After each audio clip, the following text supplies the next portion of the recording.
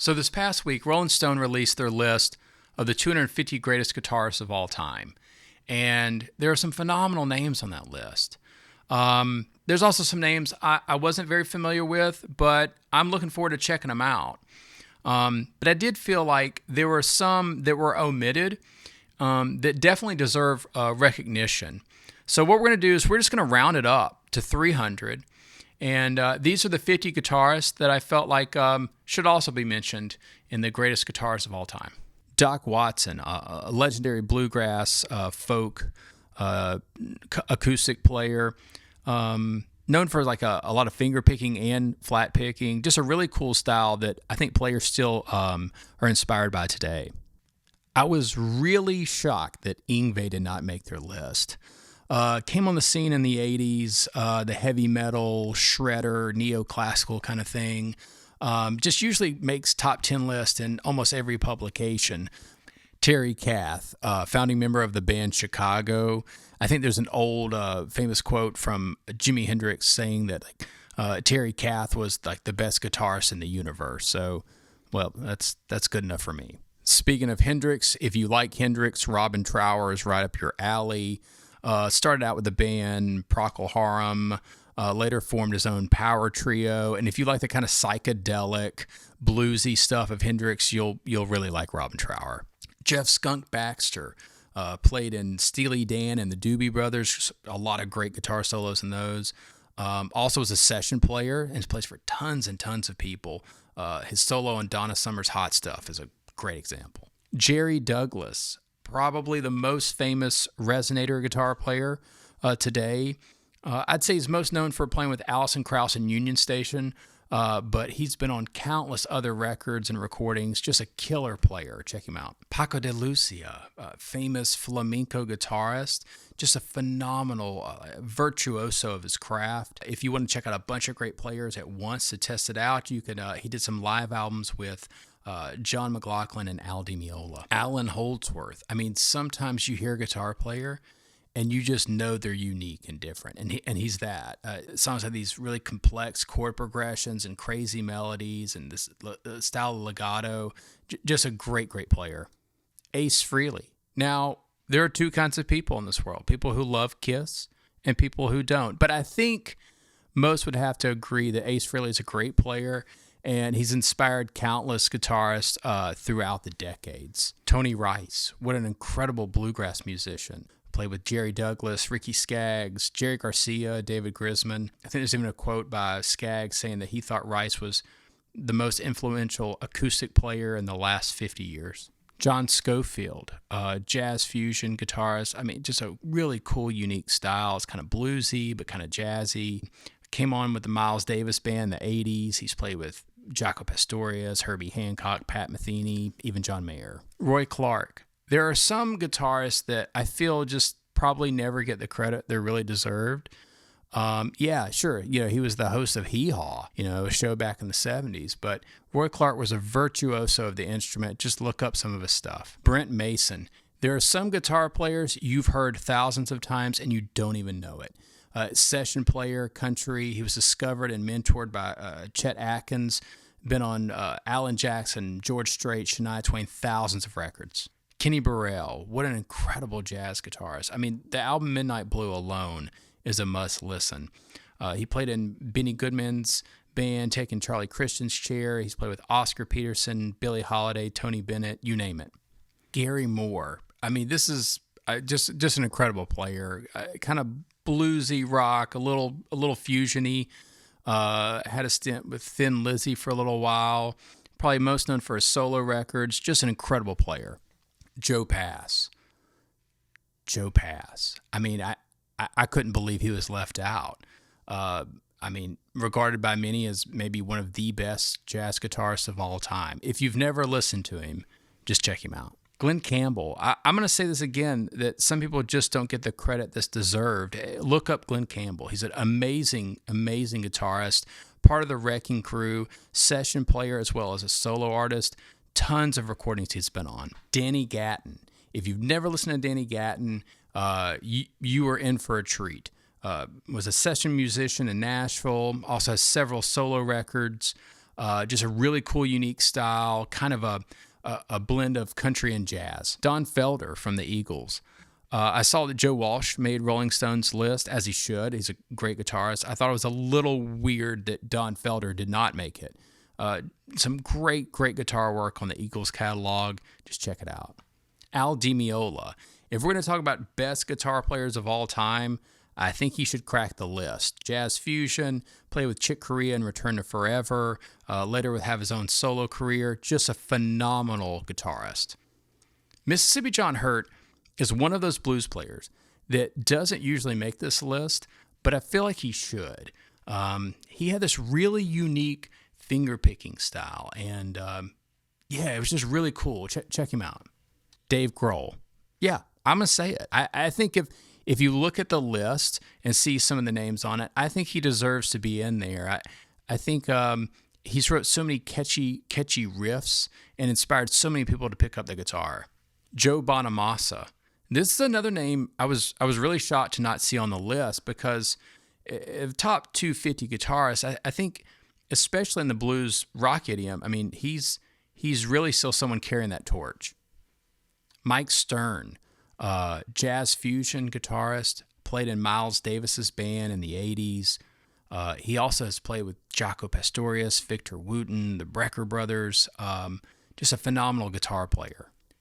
Brad Paisley is another one of the really popular guitar players I was shocked to not see on their list. If you've only heard kind of the country hits from Brad Paisley, dig a little deeper. He's a phenomenal guitar player. Check him out. Robin Ford, incredible blues, jazz, rock guitarist, has played with tons of people. Miles Davis, Charlie Musselwhite, Larry Carlton, Little Feat, Kiss, just a great player. Albert Lee is a phenomenal country guitarist. I believe he replaced James Burton in Emmylou Harris's Hot Band.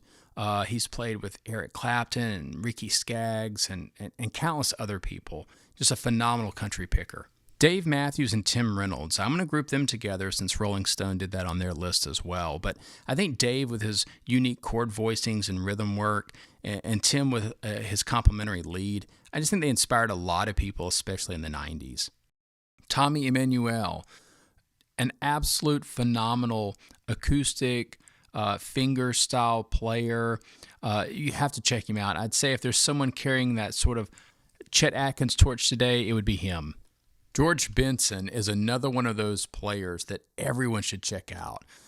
Jazz guitarist, started on the scene with Jack McDuff, played with Miles Davis. He also had a really great solo career with tons of hits. Just a phenomenal player. Samantha Fish is another name I think that should be on here. A newer player, maybe on the scene in the last 10, 12 years or so. In that kind of blues rock kind of style, great voice, great licks. Check her out. Dave Mustaine and Marty Friedman of Megadeth. These are two names I was really shocked, especially since they were grouping people like this that did not make their list. If you've never listened to some of the old Megadeth stuff, go back and check it out. Nick Drake is another name everyone should really check out. Singer-songwriter, 70s, kind of folk sound, but a really unique style to it. And he used a lot of these open tunings to create a really unique sound and chord voicings. Just listen to it. Zakk Wylde. I mean, talk about disrespect. How did Zakk Wylde not make it? I mean, if you've never listened to Zakk Wylde, he had he's got solo stuff. He had the Black Label Society. Check out the Ozzy Osbourne era. Just a great player. Elliott Smith. Great songwriter. I always think of kind of like his finger picking style. It was kind of like a Travis picking, but kind of unique. Really cool chord voicing. Huge inspiration for a ton of players. Billy Corgan and James Iha. If we're going to group the players and bands together, I think the Smashing Pumpkins deserves to be on there. 90s kind of grunge sound, but really great riffs, really great arrangements, excellent stuff. Julian Baker, if we take into account recent artists that are inspiring people, I think you have to put her in there. I always think of, she kind of creates these really cool layers and soundscapes with her tone. Excellent tone. Check her out. Mark Tremonti, heavy rock. It's really interesting to me how a lot of these players probably made the list all the time 10, 20 years ago, and now they're not. Played with Creed, Alter Bridge, has his own solo stuff. Great player. Jeff Buckley. Of course, everyone's familiar with his rendition of Leonard Cohen's Hallelujah, but I do think he's a lot more than that. If you've never checked out the entire album Grace, it's definitely worth a listen. Buckethead should absolutely be on every list. Really versatile, metal, avant-garde, funk. I mean, he's just a killer player that can really and truly play anything. Marcus King is another player that came on the scene in the last 10 years or so that everyone should definitely check out. Kind of that blues rock player. I saw Gary Clark Jr. made the list. I was really shocked to not see Marcus King on there. Give it a listen. Paul Gilbert. I mean, if we're going to talk about people with just absolute talent, Paul Gilbert, incredible shredder, was in the band Mr. Big and Racer X. He also has his own solo projects. Just an incredible guitarist. Mac DeMarco is another name that I would definitely put on there, especially this in the last 10 to 15 years. I think this really influenced a lot of people. It's this kind of cool indie rock, this kind of oddly psychedelic. Just a really cool sound. John Petrucci is, I mean, wow. Dream Theater, progressive metal, crazy shredder. I just cannot believe he did not make their list. Eric Gales is another name I think everyone should check out. Really great blues rock, kind of hard rock player. Wonderful feel. Soul licks for days. If you haven't listened to him, you got to. Jimmy Herring is another name that everyone has to listen to. Kind of a rock jazz fusion player. He's played with Colonel Bruce Hampton, the Allman Brothers. He's currently with Widespread Panic. Just an absolute killer player.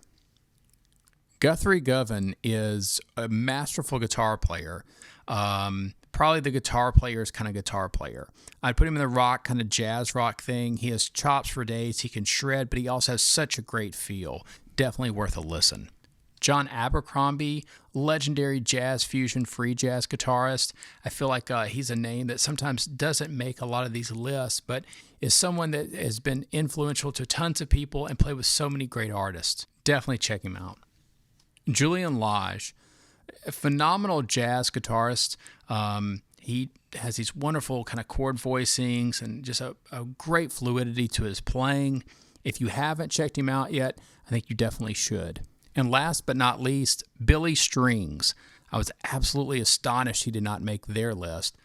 A phenomenal bluegrass player, has been known to play rock in his live shows. This is someone to definitely listen to and keep an eye on. So those were 50 guitar players that I felt like should have also gotten some recognition by Rolling Stone. If you've checked out the Rolling Stone 250 list and you somehow made it to the end of this video, let me know what other players you would put on your list. I love to hear it. I love suggestions, and maybe check out someone new. But anyways, thanks so much for watching, and I'll see you next time.